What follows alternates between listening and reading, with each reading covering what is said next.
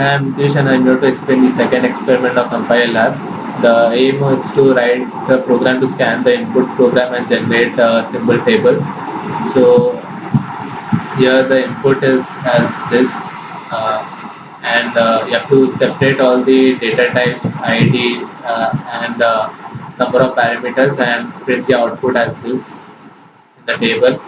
So here's the code for it. So first, the main function I give the try block. I write some strings and string arrays, and then the file location is this, where I print the input.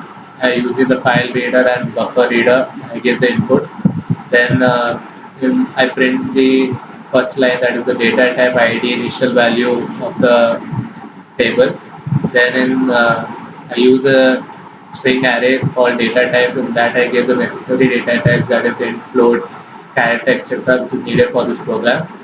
So in the while loop, I first take the input line by line using the read line. If the line is not null, it goes to the if loop. If it checks whether it contains a bracket, so if it is a function, it will obviously contain a bracket. So this is my function. So there's a bracket in it.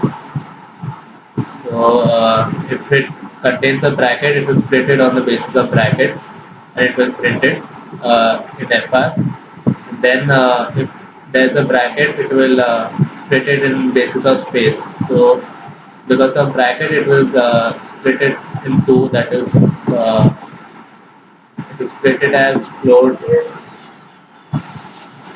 float, add an int x comma y. Then because of space, it will split it as float and add. Then I use a variable called int count, and I initialize it as 0. Count is used to check the number of data types. So first I replace all the commas with blank spaces. Then I split it according to the blank spaces, and I use a for loop for I equal to 0 as this is the variable length I plus plus. Then it checks the data type. If it contains the variable I, and if it is true, then it increments the count.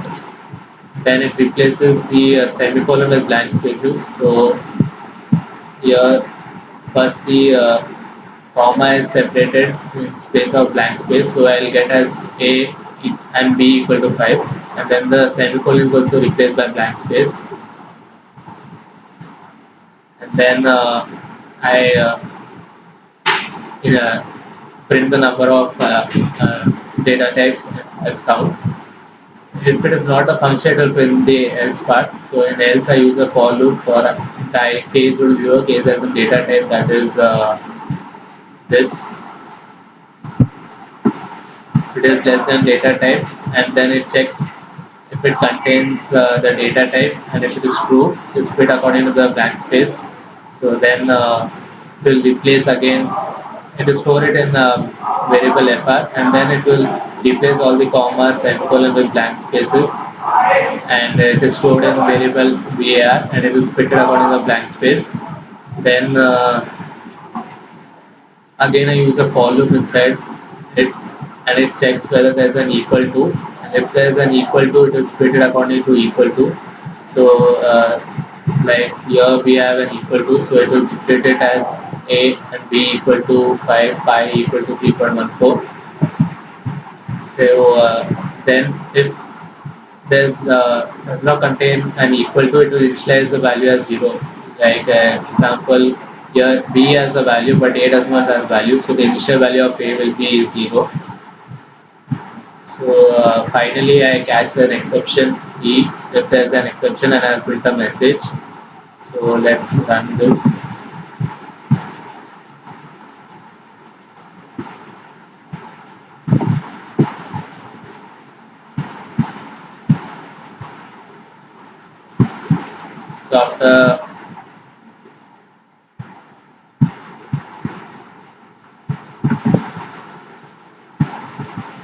So after running, I get the data type ID which I printed initial value, and then the data type for